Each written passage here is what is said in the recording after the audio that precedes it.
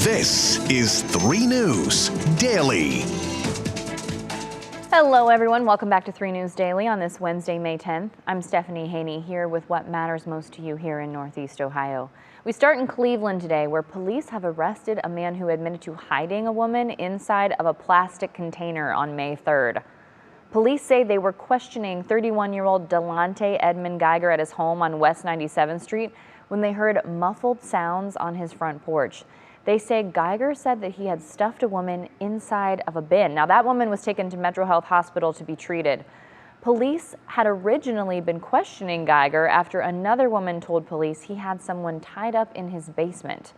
Geiger is now facing charges including attempted murder, kidnapping, felonious assault, and tampering with evidence. Now we turn to Canal Fulton, where police are offering a $10,000 reward after 4 people broke into a gun store and stole 9 guns.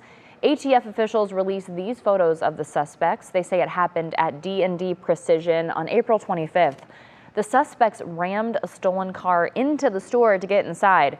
If you know anything about this incident, please call the Canal Fulton Police. And back in Cleveland, the police department here is dealing with a major staff shortage with just 9 recruits. That is the smallest recruiting class that the city has seen in decades. City Council member Mike Polensik, who's the chair of the safety committee, says residents are concerned and the mayor's office needs to come up with a recruitment plan. The Fraternal Order of Police tells us that the department is down 230 patrol officers and 50 supervisors. That is a lot of people. Okay, we have new information now on the search for missing EMT LaChelle Jordan, who was last seen on Saturday in Cleveland. We now know this missing mother of 2 left behind her cell phone and ID before she disappeared. Now, as the search for her continues, Crime Stoppers is now offering a $5,000 reward for information leading to her return. Sources say LaChelle was supposed to testify in a rape case against a former co-worker, Michael Stennett. He's in custody for violating a protective order requiring him to stay away from LaChelle. A missing persons report was filed on Sunday, and that report says that prior to LaChelle's disappearance, someone shot at her home. According to co-workers, she's been a victim of stalking. Activist Dolores Gray is planning a search today at 5 p.m. to canvass the Fairport Avenue area in hopes of finding her. That's where she was last seen. Now in national news, a jury has reached a verdict in E. Jean Carroll's civil suit against former President Donald Trump. The jury found Trump liable for battery for the sexual assault of Carroll. Carroll also sued Trump for defamation. This was related to a 2022 statement that he made denying her allegations. The jury found Trump liable there, too. However, the jury found that Trump was not liable on the rape allegation. Trump will now have to pay Carroll about $5 million in damages. And our coverage continues now with Lena Lai, who has a reaction from Northeast Ohioans and also takes a look at Ohio laws regarding sexual abuse. I was not surprised. Cleveland litigation attorney and former federal prosecutor Subodh Chandra. You can do anything, grab them by the you can do anything. That's what you said, correct? Well, historically, that's true with stars. He essentially testified against himself. As soon as he did that, I knew he was done. Stick a fork in him. And for advocates of rape survivors, it's important that survivors know that they are believed because verdicts like this validate their experiences. E. Jean Carroll's civil case against Trump for actions in the 1990s were possible because of a New York law passed last year. It suspended the statute of limitations for 1 year to allow sexual assault survivors to sue in civil court.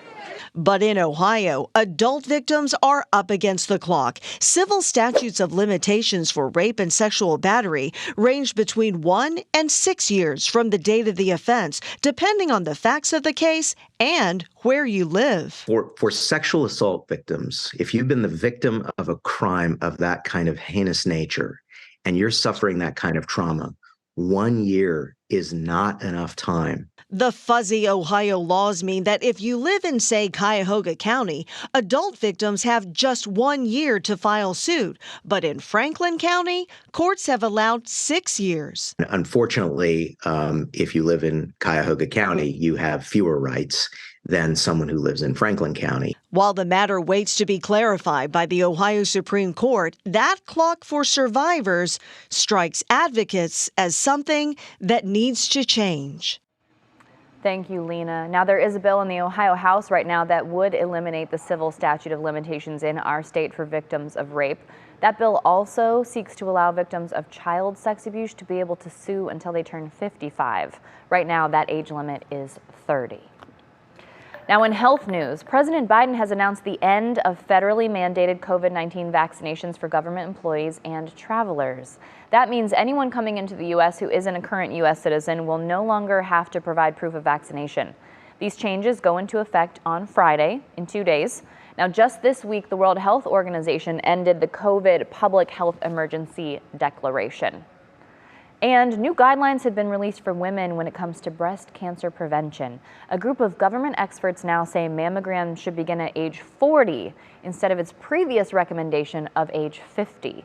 Now, this guidance from the U.S. Preventative Services Task Force panel is from a group that guides insurance policies. Their previous recommendation suggested women should begin screening at age 50 unless they had high risk factors.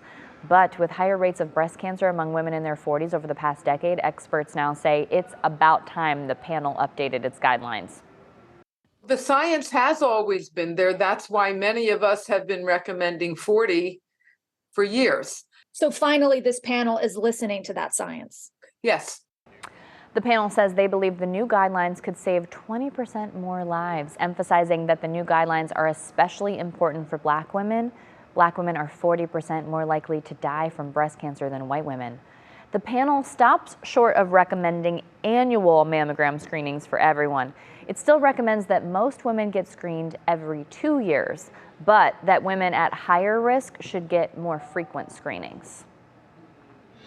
All right, in other news tonight, one lucky Clevelander could be going to bed a millionaire. The jackpot for the very popular Queen of Hearts raffle game has surpassed the $1 million mark. Tonight's drawing will take place at 8 o'clock at Graydon Road Tavern. 5 tickets will be drawn tonight, but only the first ticket pulled will have the chance to take home that big prize. We'll have more on this story at 5:30. And before we go here, it's time for our question of the day. Wendy's has announced that it will be testing out artificial intelligence for drive-through ordering at their corporate fast food locations in Columbus. So we want to know, how do you feel about AI becoming a bigger part of our lives? Post your comment to the WKYC Facebook page and we'll talk about it during What's New at 4 o'clock. There's so much to consider here when we think about how AI will interact with us.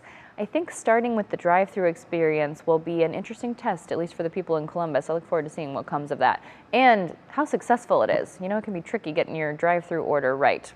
All right, thanks for being with us for this edition of 3 News Daily. We'll catch you back here tomorrow with more of your top stories from Northeast Ohio. Everyone, in the meantime, have a lovely Wednesday.